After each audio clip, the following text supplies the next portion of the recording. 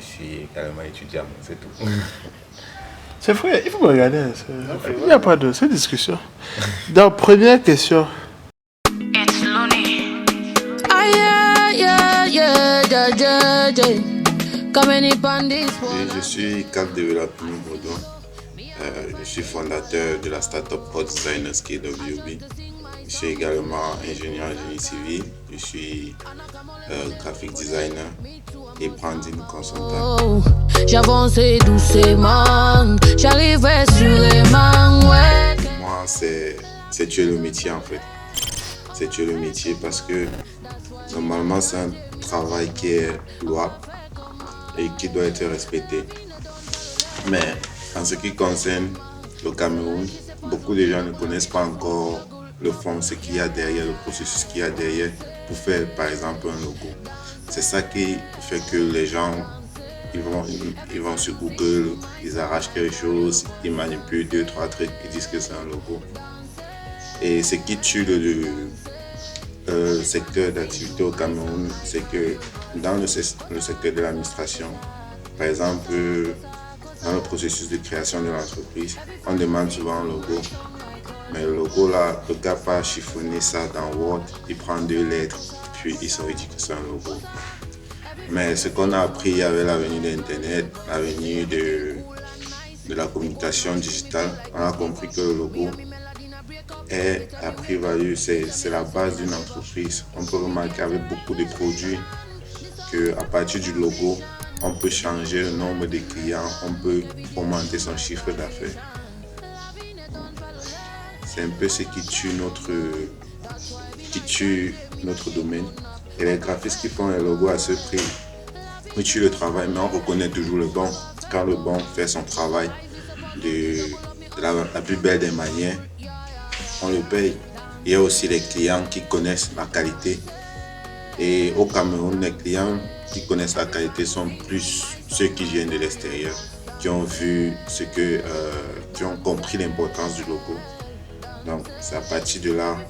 Et c'est aussi pourquoi beaucoup de graphistes préfèrent travailler avec des gens qui connaissent la qualité du travail et qui peuvent rémunérer à la tâche.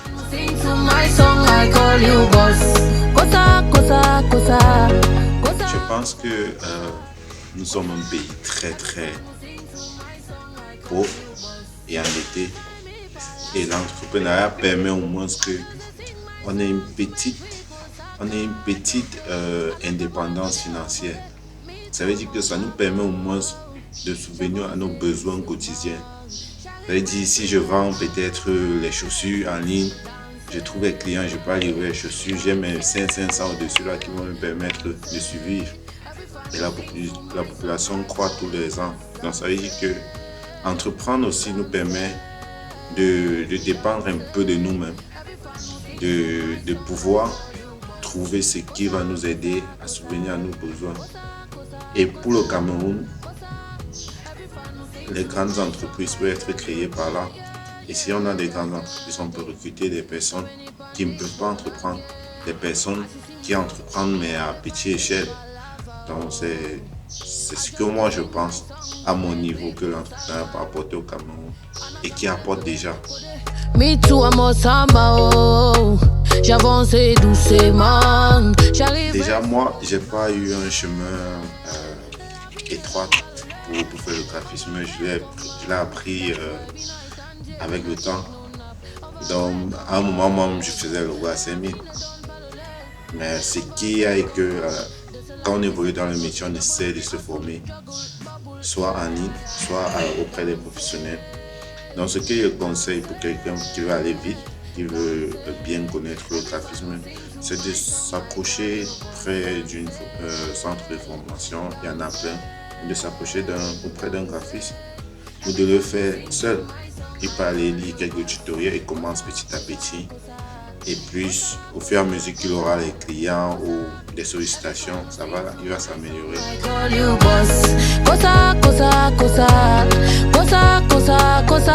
Si je suis ici aujourd'hui, c'est à cause du networking. Ça veut dire quoi? Ça veut dire, en tant que jeune entrepreneur, il faut travailler son réseau. Il faut causer avec des personnes. Il faut se vendre. il faut prendre des contacts, enregistrer, collaborer, aider les gens pour pouvoir grandir son réseau. Et quand on a un réseau grand, ça veut dire qu'on est riche. Parce qu'à un moment, on peut faire certaines choses gratuitement sans avoir payé. Et c'est là où ça dépasse l'argent. Pour moi, c'est ça la force de la communication de nos jours. Il y a un très grand lien entre le graphisme et le digital. Le graphisme, c'est d'abord l'art de bien présenter quelque chose visuellement. Et avec la venue du numérique, des téléphones, des réseaux sociaux, tout est exprimé en termes d'image. Ça veut dire si on monte bien une image, on peut captiver les gens avec. Et le fait qu'on captive les gens à travers les images, tout le business tourne autour de ça. C'est là où on commence à parler du branding. Ça veut dire qu'on doit penser à l'aspect psychologique et à l'aspect graphique pour pouvoir captiver les gens. L'aspect psychologique, c'est quoi? C'est dire, si quelqu'un regarde le rouge, qu'est-ce qu'il va penser? Si quelqu'un sait que mon logo a tel fond, qu'est-ce qu'il va penser? S'il y a la croix sur mon logo, qu'est-ce qu'il va penser? Donc, on travaille cet aspect psychologique, on associe avec les dérivés du graphisme qui est les composantes d'image et tout, les icônes, les logos et tout, pour pouvoir communiquer. Et de nos jours, comme je l'ai dit tantôt, on change les chiffres d'affaires des entreprises avec le visuel. Et dit, par exemple, si quelqu'un fait peut-être dans le chocolat et qu'il veut attirer les gens, qu'il veut captiver sa clientèle, supposons que son marché, ce sont les petits-enfants. Donc son visuel doit refléter ce que les petits-enfants aiment. Par exemple, on peut dire que quelqu'un fait une affiche, une étiquette peut-être du chocolat classique et l'autre fait avec Sangoku sur ça. Les enfants vont plus prendre celui qui a Sangoku parce que c'est connecté à eux. C'est ça l'aspect psychologique. Donc aujourd'hui, le graphisme est très important. Sans le graphisme, le digital serait plus la même chose. Ça serait neutre, ça serait vide. Par exemple, quand on fait un site internet, il y a le côté back-end et il y a le côté front-end. Le côté front-end, c'est ce qu'on voit. C'est l'animation, là, ce qui attire les gens.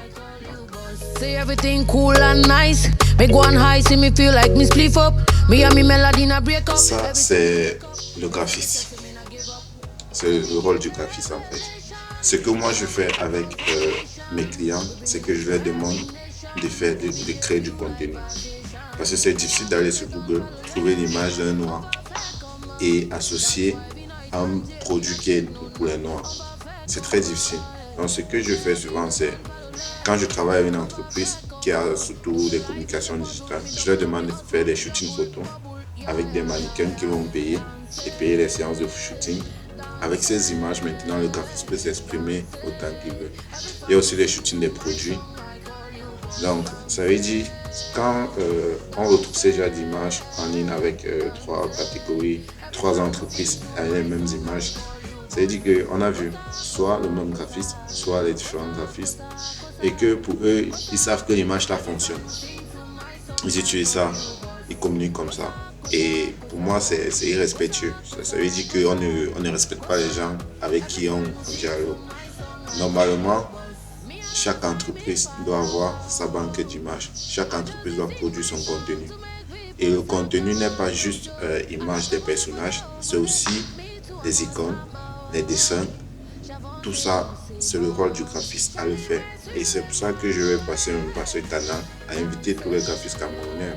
Pourquoi pas créer l'ordre des graphistes camerounais, que ça puisse régulariser certaines choses. Pour qu'on se dit, quand on est graphiste, on a un certain niveau professionnel et qu'on a un certain parcours et puis on peut intégrer l'ordre. C'est possible. Donc il faut juste qu'on se réunisse, qu'on se connecte quelque part et puis on le fera.